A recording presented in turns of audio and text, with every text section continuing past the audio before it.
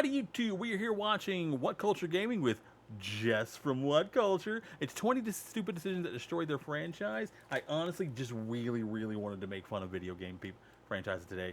Uh, Mainly because of all the discourse going around about Fable and Halo and Xbox maybe being the last Xbox la-dee-da, you know? So let's get into some video games. I want to watch some video games. It was a long day at work. It stormed outside for the first time in weeks when it's just been freaking hot and shiny and bright all the last 3 weeks, including today, until I got home. Then it suddenly stormed. I feel like that's a bad sign, so I'm probably gonna stay home tomorrow. The industry has made a lot of questionable or straight up bad choices I'm over going the to increase years. the speed a little However, bit. these choices rarely end up in the complete annihilation of a franchise. All right, it does annihilate happen, me, though, Jess. and That with didn't increasing sound right. Never regularity mind. and foolishness, as creators and businesses bet on outdated or misguided trajectories with little awareness of or apparent Overwatch, concern yep. for how the interests and Probably dead sensibilities of gaming franchise. enthusiasts have changed. Ish. These transgressions can occur It's been both slowly within and outside of bleeding out. specific projects as well. But in these cases, it all went the same way, which is to say, bad. Obviously, you might have some mixed feelings about some of these entries, so let me know what you reckon about each of them down below, and if you thought they were pretty bad or kind of defensible. Keen to hear what you think. I gotta say, I like her background setup. A lot of cool, fun things, pretty lights. Got cherries I'm Jess from and Whatculture, and flamingo. here are 20 stupid decisions that destroyed their franchise. A live service pivot. Ghost Recon Frontlines. Live service pivot is pretty nasty. If your game's not set up for live service, that can be a problem. If it's set up for live service and then suddenly isn't, that could also be a problem. Dragon Age Veilguard.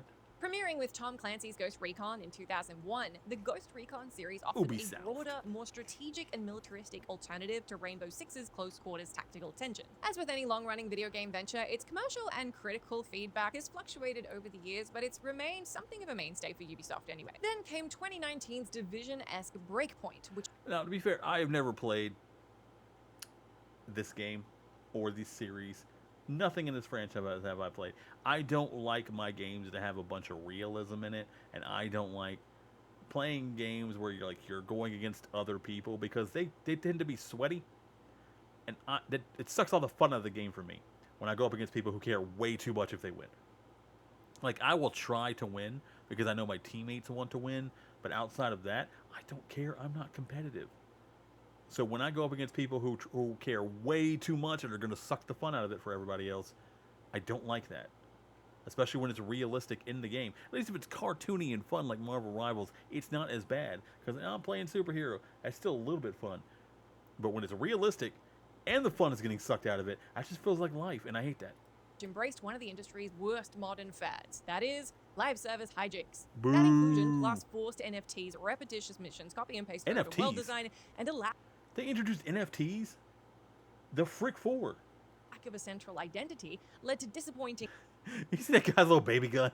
sales and abandonment from discouraged players. Look True, at the a little backlash against baby gun, it's so microtransactions cute. eventually forced Ubisoft to remove at least some of them, but the damage was done. Now, they could have reversed their increasingly formulaic direction and recaptured their singular allure with the next attempt, but they didn't. And that's when we got the free-to-play live service MMO battle royale monstrosity that was Ghost Recon Frontline. It was announced in October of 2021. They and never early learn. Drew disheartened comparisons. They will one day. Warzone, thereby highlighting how much Ghost Recon had moved away from its roots. The criticism intensified after footage of the early 2022 beta test leaked. Honestly, this all looks the same to me. Ghost Recon Frontline was cancelled, and the Ghost Recon name was further tarnished. There is hope that a new title might be on the way, but in this case, we're going to go. You think she ever played the seeing guitar? is believing. Or is that just bad Moving the devs decoration? to Deadpool. Transformers: Rise Moving of the Dark devs Spark. to Deadpool? Hold on. Oh, is that Deadpool game you can't buy anymore? Because they had this Deadpool game for 360, and it was supposed to be a really good game. I've seen it. It's a good game. But after they sold it, like there was a point where they had to take it out of the store for some reason, and they never told anybody why. So it was out of the store and not available for sale at all for a while. And then it came back into the store, and then shortly after, it was taken back out of the store, and you have not been able to buy it since. And good luck trying to get one online for a decent price, man. They like to overcharge for that thing by buckets. Fuck. As anybody would know who is a fan of video games and any amount of fan of movies and television, the two don't always work together, particularly trying to blend one into the other. As letdowns like 1997's Beast Wars Transformers and 2007's Transformers The Whoa. Is there a Beast Wars game I have not played? 2010's trio, Cybertron, Dark of the Moon, and Fall of Cybertron. Alright, 2011's Dark Fall of of the Moon got mixed to Cybertron. negative reviews, but 2010's War for Cybertron was a vast improvement over what preceded it, and 2012's Fall of Cybertron was even more adored. In fact, it's frequently seen as one of the best Transformers games of all time, with an intriguing cliffhanger ending that saw the Autobots and Decepticons heading to Earth. Obviously, publisher Activision should have let High Moon conclude their Cybertron trilogy, with equivalent levels of narrative and gameplay quality. Instead, they forced High Moon to work on 2013's mediocre Deadpool, while having Edge of Reality and Way Forward tech. What do you mean mediocre? Everyone I've seen play it really enjoyed the game. It was a lot of fun. Technologies churn out a lackluster. I feel like she conclusion, hasn't played that it. being Rise of the Dark Spark, and that prioritized connecting to the live-action Transformers films. Unsurprisingly, its poor reception prevented additional Cybertron entries, and although Way Forward were able to keep pursuing fresh projects, High Moon have been relegated to supplemental Call of Duty duties. As for the now closed Edge Call of of Duty Reality, duty. Rise of the Dark Spark was their swan song. Any Activision IP that isn't Call of Duty.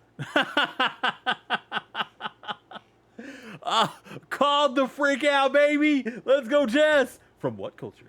Activision switches all studios to Call of Duty. Speaking of Activision moving developers onto Call of Duty, High Moon Studios is now yet another one of the studios that Activision have forced onto working away on its cash cow. For instance, Raven Software, who worked on the Soldier of Fortune, Star Wars Jedi Knight, and X-Men Legends games, Okay, have been good tied to games. Call of Duty since 2010's Black Ops. Whether directly or indirectly, this might identify why other projects haven't surfaced. Similarly, Treyarch crafted several Spider-Man and extreme sports titles in the early 2000s before Activision put them on 2005's Call of Duty Big Red One.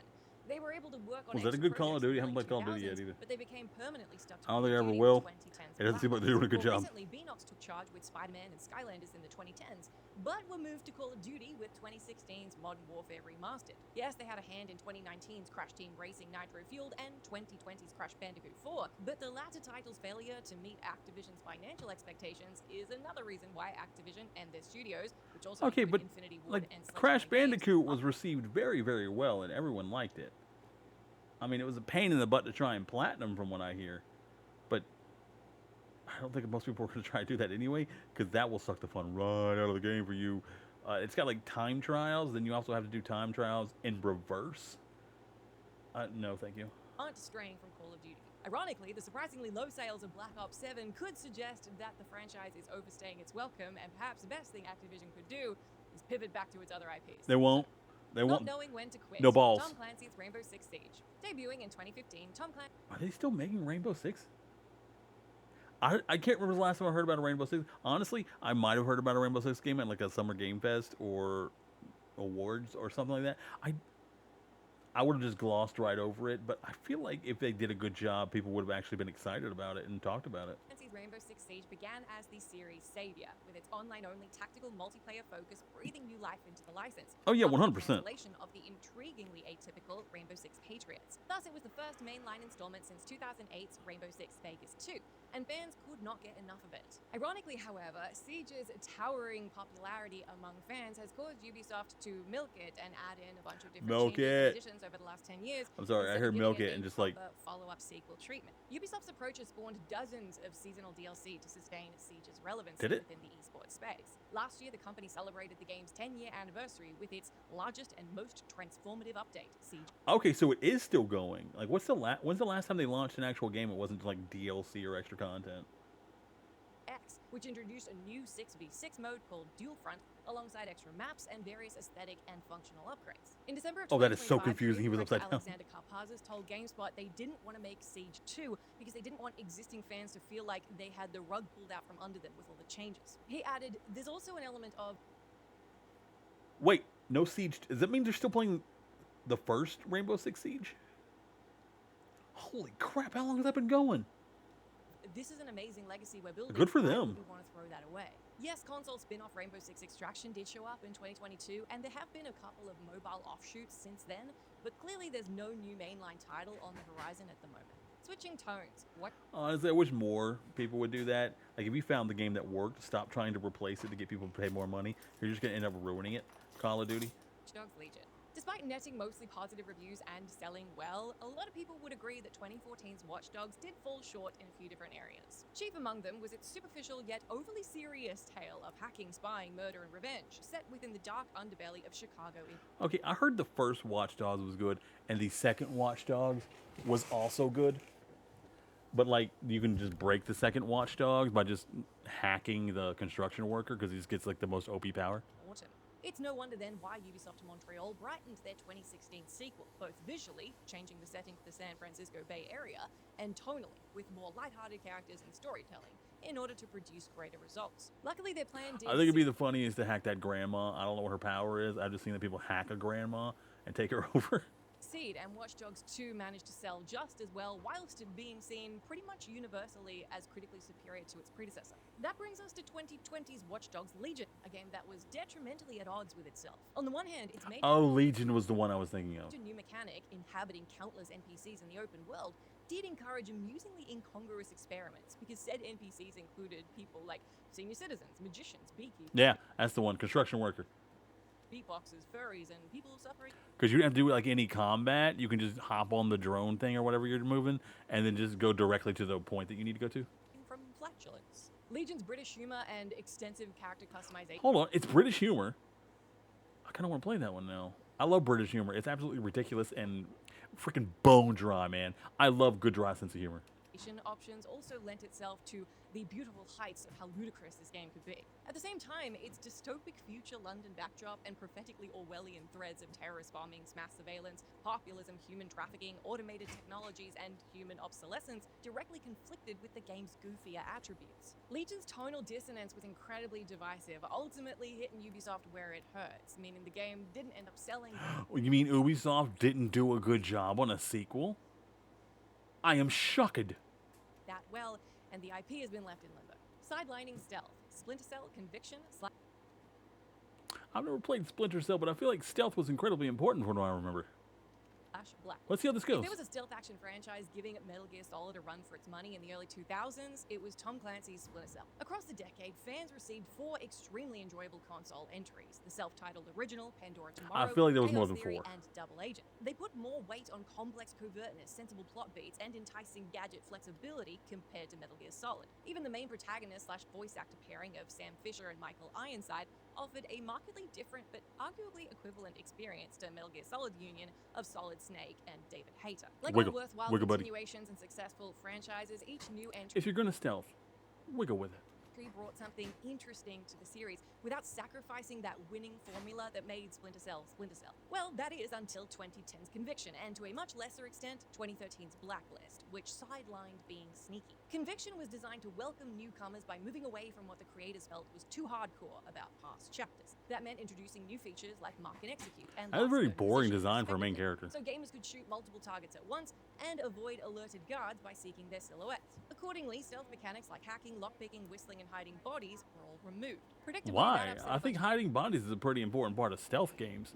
Especially when you get to kill fanbase, people. which is why the improved but underappreciated Blacklist, which did controversially decide to drop Michael Ironside, ultimately underperformed, and the franchise has been on ice since. Going live service, Suicide Squad killed the Justice League, Batman Arkham series. Honestly, Rocksteady's initially impeccable. Oh my god.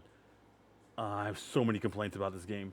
I haven't even played it yet. I'm going to play it for Halloween as part of my horror Halloween thing, where I play games that are either spooky or I've been scared to play, because I love Suicide Squad. A little known fact about Uncle Jay over here, it's the only comic book I collect or read.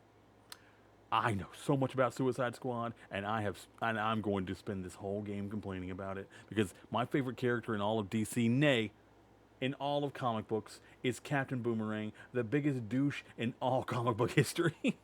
Even the Joker once said, whenever he knocked them all out and was going around talking about them one by one, he got to Captain Boomerang, he's like, and this guy, even I think what he's done is despicable. He's a bad man, and I freaking love him for it. I love my little Ozzy. Mwah, cutie patootie. And I'm going to spend this entire game complaining about everything they got wrong.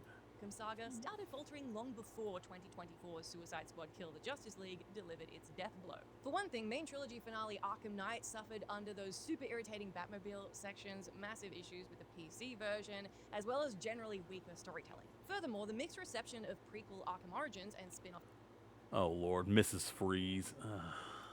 Gotham Knights, neither of which was developed by Rocksteady, cemented the Arkham series' diminishing status. Nevertheless, Suicide Squad killed the... Okay, in all fairness, Penguin did help the Suicide Squad a couple times. He didn't do anything brave. He did help with connections and supplies and stuff. That's really all he could do. He's not really physically capable of doing a whole lot, but he does have connections and supply lines. And really, that's all a Waller needed. Justice League was absolutely the final nail in the coffin. Sure, it looked great and had entertaining cinematics, but its moment-to-moment monotony, egregious glitches, and uninvolving narrative, which emphasized characters who'd I can't tell if that was failed on twice purpose to or not. sufficiently charm moviegoers, meant that it was dead on arrival. Its biggest sin, though, was of course tapping into a trend it had no business exploiting, that being live service shenanigans. On the surface, it maintained the Arkham game's identity, but digging I get where they're coming from with it, and it could have worked if the game itself was good, but it wasn't. deeper revealed a significantly blander and less distinguished core, plagued by the usual tropes, those being early access greediness, premium in-game purchases with multiple currencies, tedious looting, grinding. And if the game was good, I absolutely would have spent a good chunk of money on Captain Boomerang stuff. Or characters that came out that actually were in the Suicide Squad. You should have unlocked like Suicide Squad characters and not a bunch of characters that had nothing to do with Suicide Squad. In crafting with multiple weapon classes, obnoxious menus and statistics, and overly familiar four-player looter-shooter co-op. Throw in the usual slow drip of dull post-launch content, and it's pretty clear why Suicide Squad killed the Justice League, ended up killing the Arkham franchise instead. Ditching single-player. The sheer amount of hours I put into the original Overwatch game is frankly obscene. And I knew that when they were launching Overwatch 2, we were not getting most of what they were promising us. Because let's face it, Activision Blizzard is not honest or good at making games at all. It was only for the money. It was for the Battle Pass.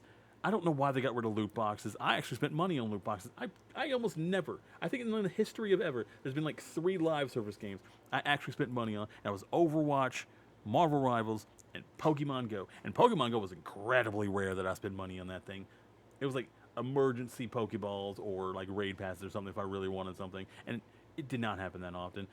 Overwatch, I bought a ton of loot boxes. Every like summer and Christmas, loot boxes. I bought a bunch of loot boxes because I like the summer and the winter skins so dadgum much. I was willing to pay for them. And then whenever Overwatch 2 was announced, I was like, I'm not playing this game. And then they said, oh, but we're not going to kill Overwatch 1. We're going to have them both going. And I was like, no, you're not, you big fat liar. I know. I have been around long enough. I've been playing World of Warcraft since launch.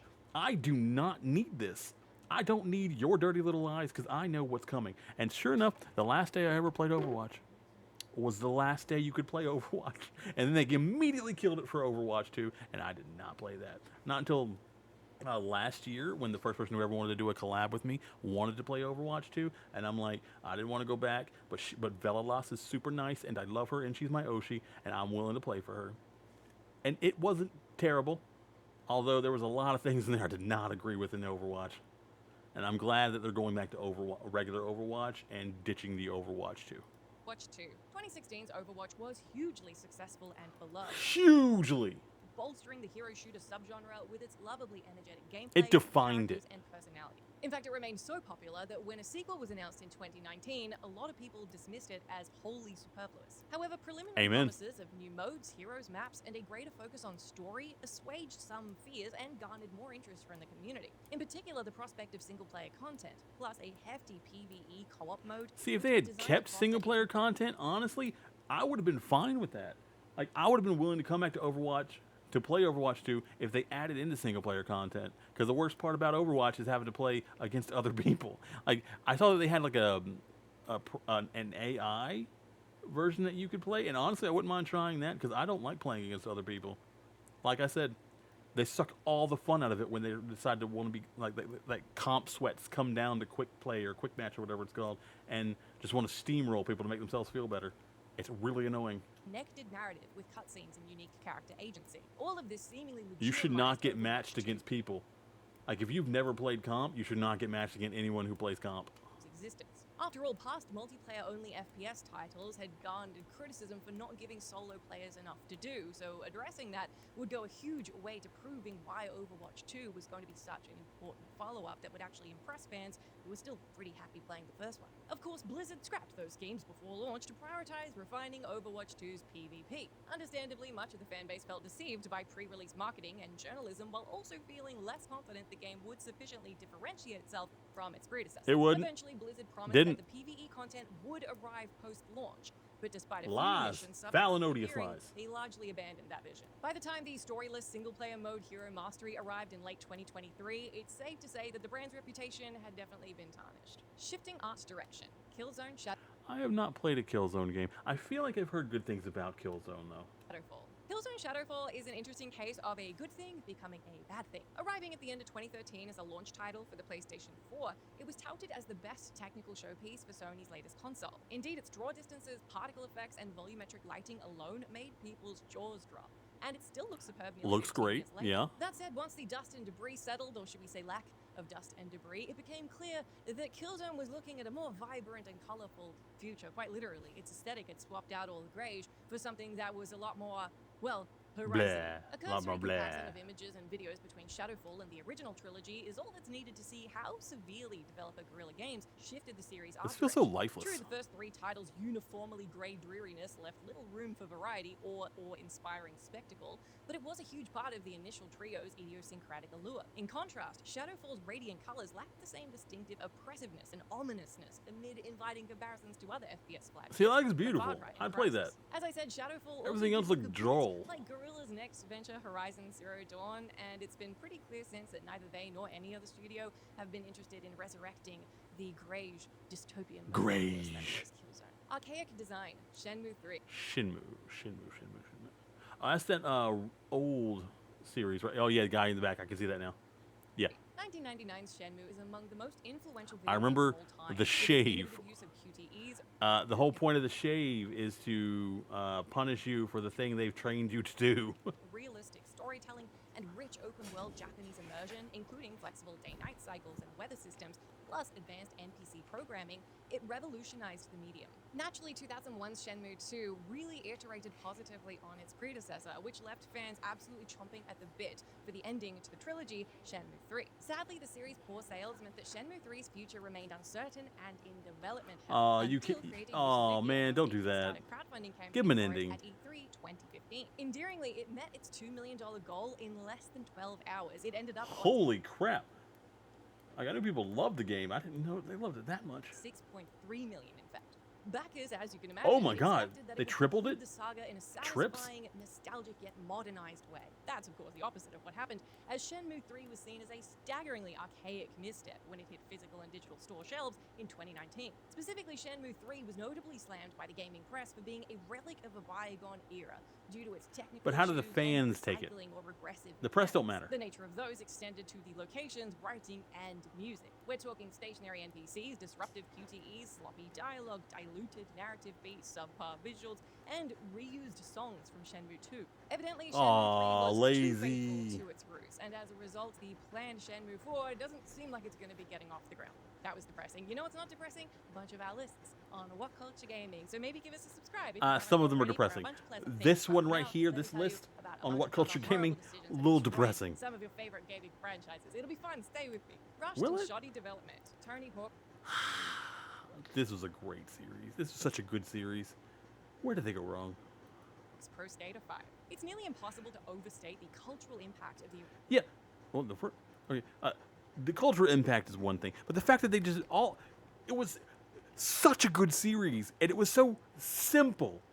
All you had to do was keep remaking the same skating game, but with different levels and characters. It's all you had to do, and they were fun.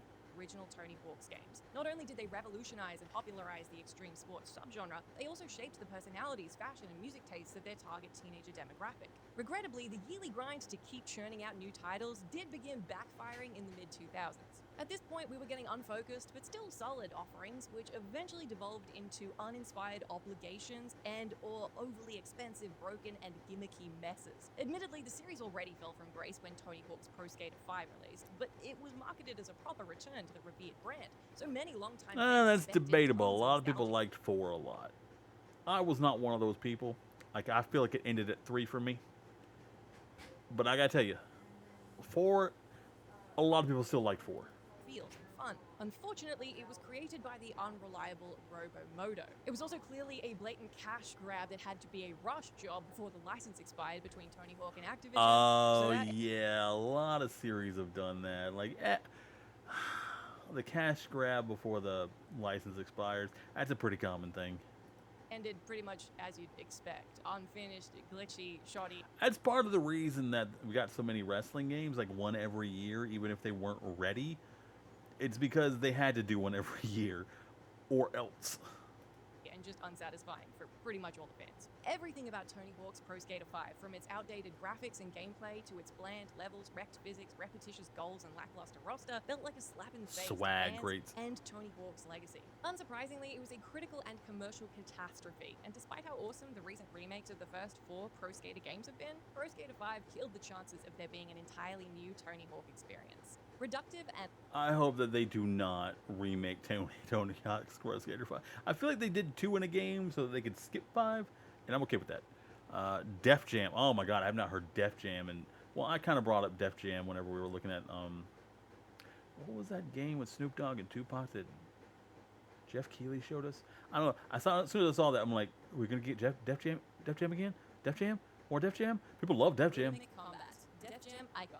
Hip-hop often involves rivalry between rappers, so it's both logical and ludicrous, pun entirely intended, not my joke. I get it. Ludicrous. Because a rapper. Pit them against each other in virtual worlds. Developers AKI Corporation and EA Canada knew that well, which is why they struck gold twice with 2003's Def Jam Vendetta and 2004's Def Jam Fight for NY.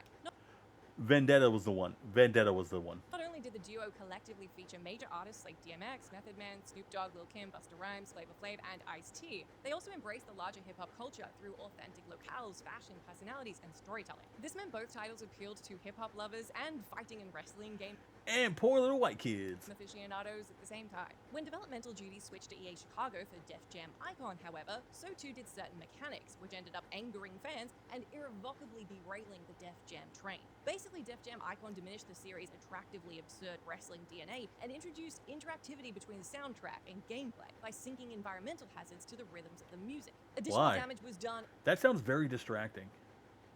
Like, the last thing I want when I'm in the middle of a fight for my life is the background exploding to music. If fighters pulled off their moves alongside the beats of the song, or if their song was the one playing. Players could even spin the right analog stick like a turntable to manipulate tracks. Clearly, the more grounded Def Jam Icon was too much of a remix, which is why many returning brawlers outright rejected it. Let me know if you played this one and if you were a fan or not, Nope. or which of the games on this list you Vendetta. found the most disappointing. I was good with Let me know down in Vendetta. the comment section. Stopped after I am that. building a fun comment section today. Let's go be bombed. Going 3D. Earthworm Let's Jim leave something 3D. positive for The her. first 2 Earthworm Jim games didn't matter. Earthworm Jim. I played a lot of Earthworm Jim. I never beat an Earthworm Jim game.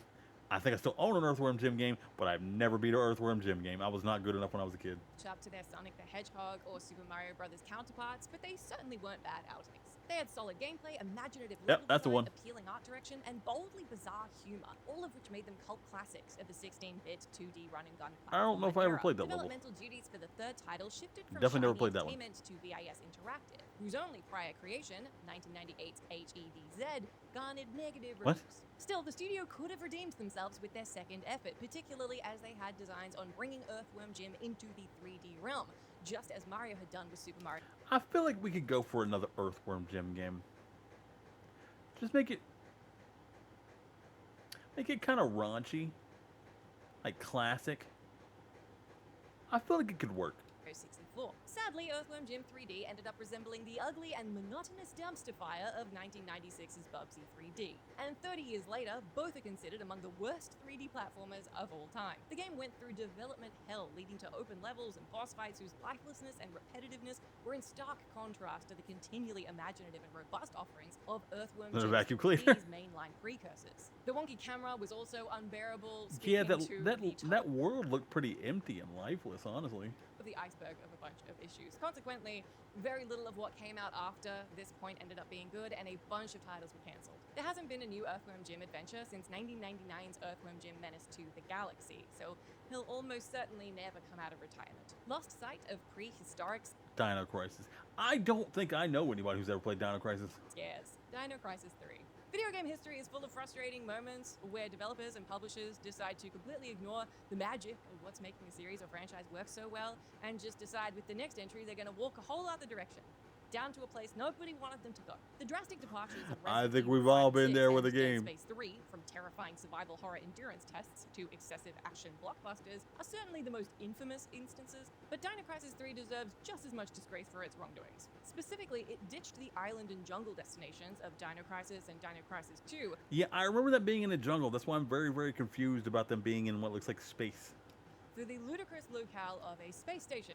Oh, kind of like whenever they made the Friday the 13th movie, but it was Jason X because they sent him to space and, and, and coated him with metal so he was unstoppable. As the Hellraiser, Leprechaun, and Friday the 13th franchise. Yeah, there it is.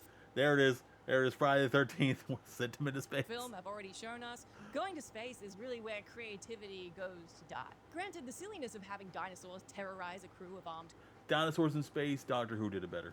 cosmic explorers could work in a self-aware B-movie kind of way, but the game is completely genuine with its preposterous premise. And either way, going to sci-fi is inherently antithetical to what Those aren't dinosaurs. should What are be. those? Dino Crisis 3 also took place several hundred years after Dino Crisis 2, so it couldn't bring back protagonist Regina or really connect to any of the other games in any meaningful way. Then Its don't put it janky camera, 700 years in the unpredictability, future. And outrageously enormous environments only added salt into the wounds. There have been talks of rebooting the Dino Crisis brand, whether with a sequel, spin-off, or remake, but nothing's gotten off the ground.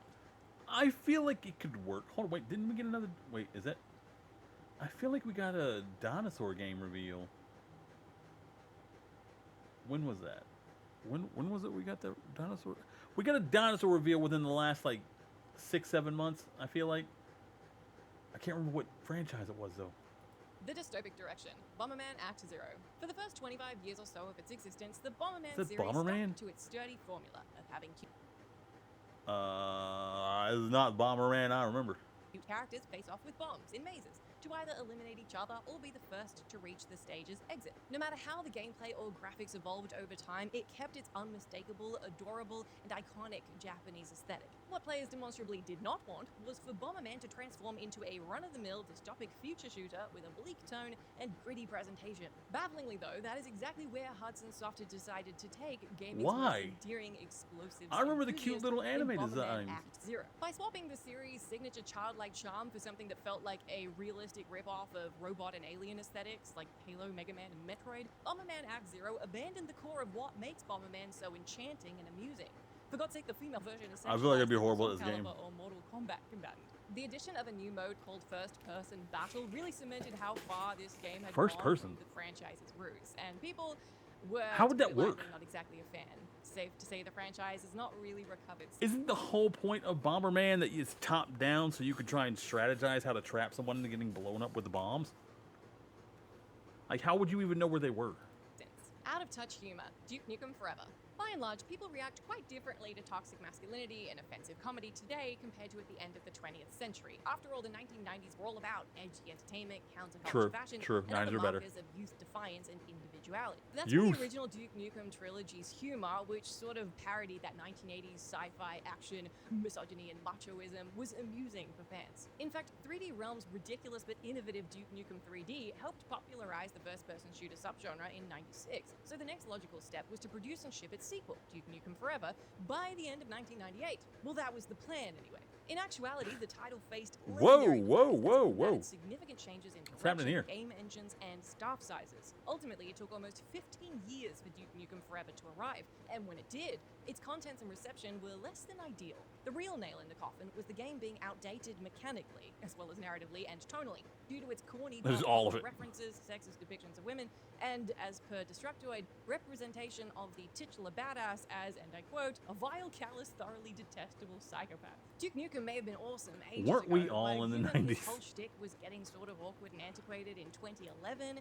It's a pretty sure thing that it wouldn't work out nowadays. Mandatory motion controls. Star Fox Zero. Despite being We're a getting a Star Fox. second-tier Oh, they're gonna Nintendo mascot, mandatory motion controls. That sounds annoying. Like, I remember how annoying the motion controls were in Breath of the Wild, and that was super easy, but it was just unnecessarily annoying. Star Fox stayed relevant throughout the SNES, Nintendo 64, and GameCube eras. That's due as much to his cool visage and lore as it is to his grand mainline voyages and guest appearances in other games. Commendably, if divisively, his GameCube outings, 2002's Star Fox Adventures and 2005's Star Fox Assault, mixed his trademark GameCube on-rail mentioned? shooting with 3D action-adventure platforming, combat, and puzzle solving. Overall, people did enjoy them, but there was still a desire for Star Fox's simpler days, when he was just shooting bad guys in his R-Wing ship. After waiting over a decade for a console sequel, Star Fox Zero for Wii U arrived, and it should have been everything that fans wanted, but it was marred for several different reasons. Like countless other titles of the time, its what were the other biggest flaw reasons was then? its egregious and awkward use of motion Like, controls. Numerous journalists You know, people love Star Fox. I have never once heard anyone say anything about playing a Star Fox game. I don't think I've ever seen someone play a Star Fox game, and no one has ever once told me, you gotta play Star Fox. chastised Nintendo for requiring players to divide their And attention trust between me, there's been many a franchise where I've said, I've never played a game from this thing, and people get mad. They get real dadgum mad. TV screens and the Wii U gamepad. Plus, the game controlled poorly anyway, and although it may have made sense for the company to embrace the ongoing motion control trend while showcasing their new hardware, they went about it the wrong way. Generic approach. Bionic Commando, 2009.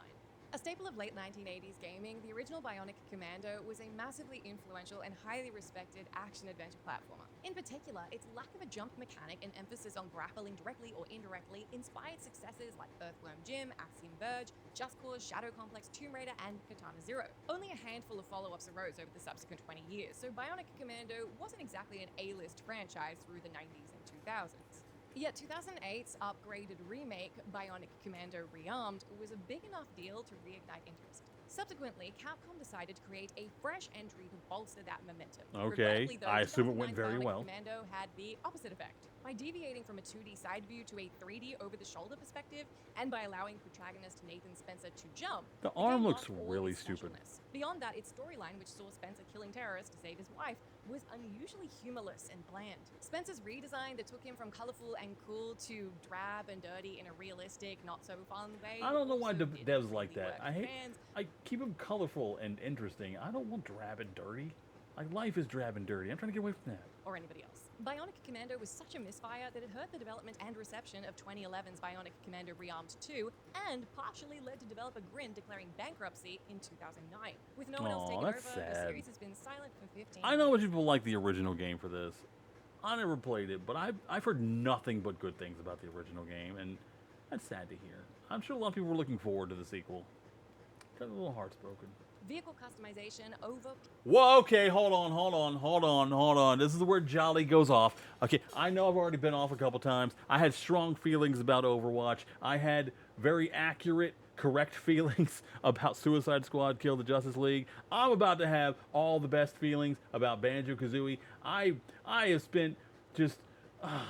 I've spent nearly another person's lifetime playing Banjo-Kazooie. There was an entire summer where my entire summer was just me waking up, watching cartoons, not even watching cartoons. I taught myself how to I don't know how, it's not rewire, it's plugging in a certain way and then setting the controls on a TV to where I could play Banjo-Kazooie but not plug in the sound cord, and I could listen to cartoons while I played Banjo-Kazooie. And then I would do that until lunchtime, where I would then plug the cords in correctly, and then I would watch Wings because it came on at lunchtime. And for some ungodly reason, it was like 5 hours of Wings until like evening shows started. I don't know whose idea that was, but God bless them. Wings is possibly my favorite show of all time. I don't care. I don't care how old I sound. I love Wings. It's an amazing show. It's funny, it's cute, it's charming, and if you don't like it,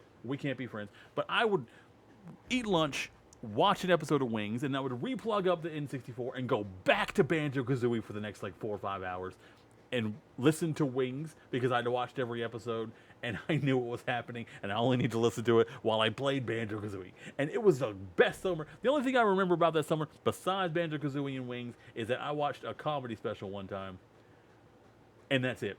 That's the only two things I remember about that summer, and it was a great summer. Pure platforming.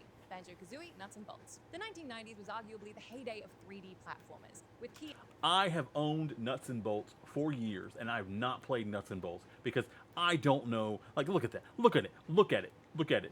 I don't know how to feel about it. And it's nothing like actual Banjo-Kazooie. It is the exact opposite. The entire thing is about building cars and driving them. And you have to build the car in a way that fixes a problem that you have, and that's not what Banjo-Kazooie is. It could have been like its own dadgum game, and it actually, honestly, I heard if it wasn't a Banjo-Kazooie game and it was just like its own IP, it would have been a fantastic game. It's actually a really fun game, but as a Banjo-Kazooie game, it's balls. And I want to play it because it's the only Banjo-Kazooie game I have not played, and I don't know. I haven't worked up the courage for it yet. I haven't worked up the resolve, the gumption. I haven't dug deep and worked up the cojones. I don't have the testicular fortitude to actually go through with this. And maybe one day, I don't know. But today is not that day. And I don't see that day anywhere on the horizon. entries in the worlds of Super Mario Bros., Rayman, Donkey Kong, Spyro the Dragon, and Crash Bandicoot, continuing to delight nostalgic players. Of course, the self-titled quirky romp starring the bear and bird duo Banjo-Kazooie is right up there alongside it. Released in 1998, Banjo-Kazooie remains revered for nailing many prerequisites of the subgenre, including a distinctive tone, gratifying collectibles, creative worlds, likable characters, and fun challenges. Oh, okay. She just completely glossed over the best part of Banjo-Kazooie, the music. The music is absolutely peak for video game. I don't know what she's talking about. There's one world that actually had 4 different songs because it changed seasons, and it's the same song, but like different seasonal tone. Banjo-Kazooie was peak gaming, and they nailed every part of it. Honestly, it's on par with everything else that came out back then, and despite being more experimental, direct sequel Banjo-Tooie retained the spirit of what made its predecessor. Banjo-Tooie did retain the spirit. Okay, if you like Banjo-Kazooie, I recommend Banjo-Tooie. It is unfortunately... It has this feel where you're playing it, it's bigger and emptier. There's a lot of empty space you have to traverse. It feels like it drags on too long for just for getting around. Okay, just for running around, it's too much.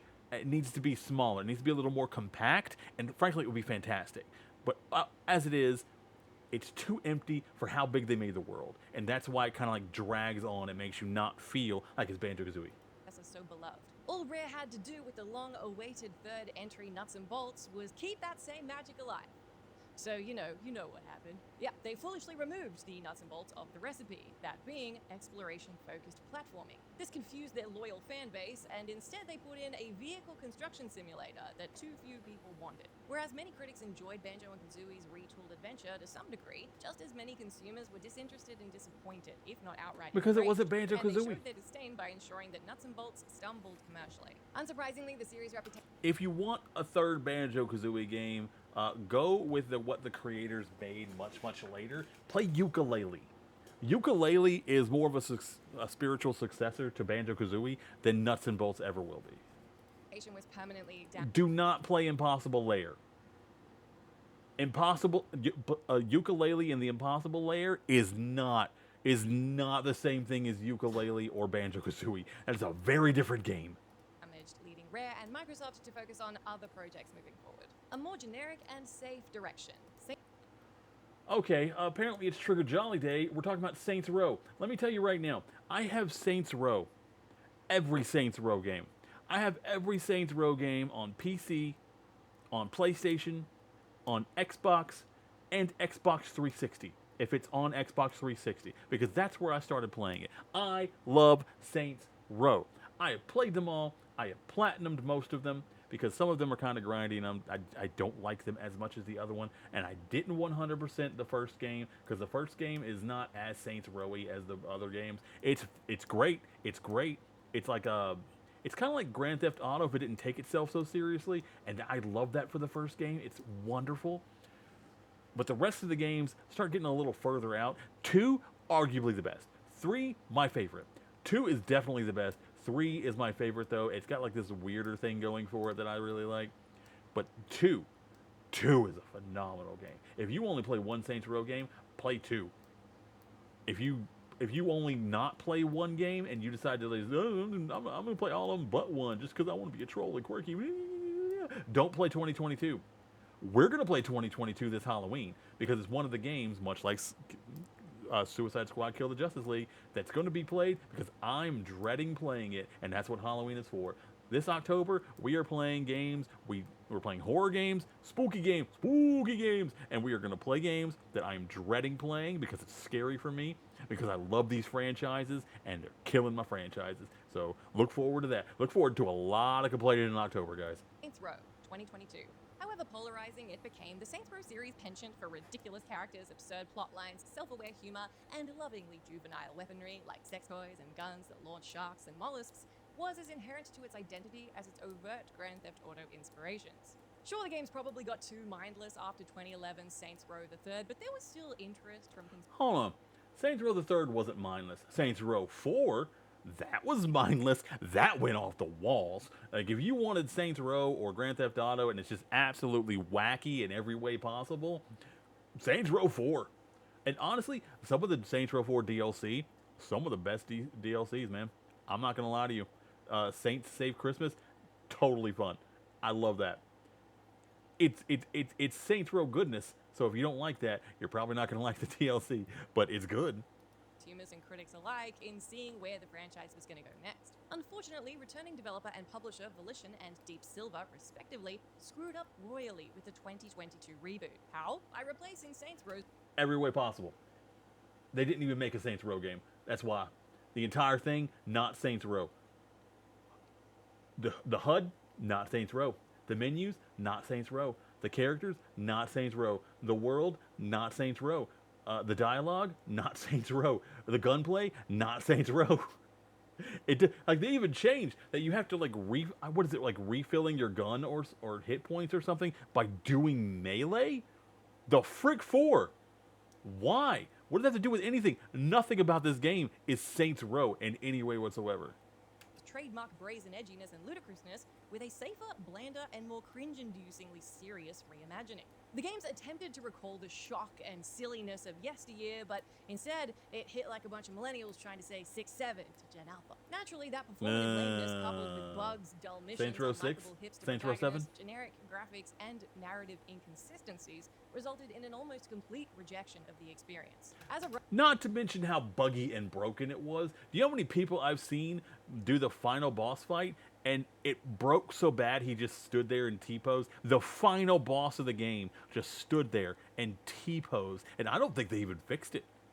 Writing Saints Row 2022 has a 3.3 user score on Metacritic out of 10. 3.3. Additionally, it hit Overseas Racer Group's stock price hard after its arrival, so it's fair to say the Saints won't come marching in again anytime soon. That's all the games that I've got to tell you about. But thanks for making me sad and angry. So you're probably Appreciate not too worried about it. But do make sure you come back and hang out with me again. We've got plenty of great lists for you on YouTube. You can check out us on our website. We're also on Facebook, TikTok, Instagram. Those are good places. You might want to check out Whatculture Gaming videos. You can also...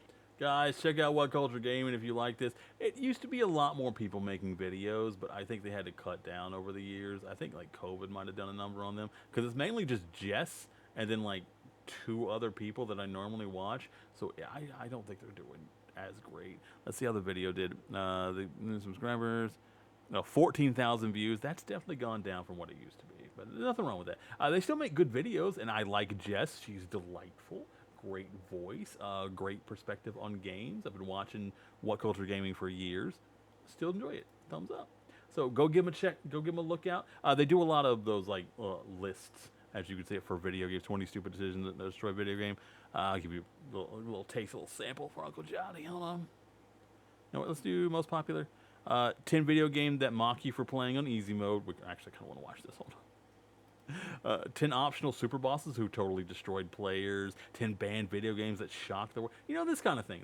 So if you like it, drop it like it's hot, man. You know, like all the cool kids are saying. We're watching some of these, don't worry. All right. Thanks for joining me.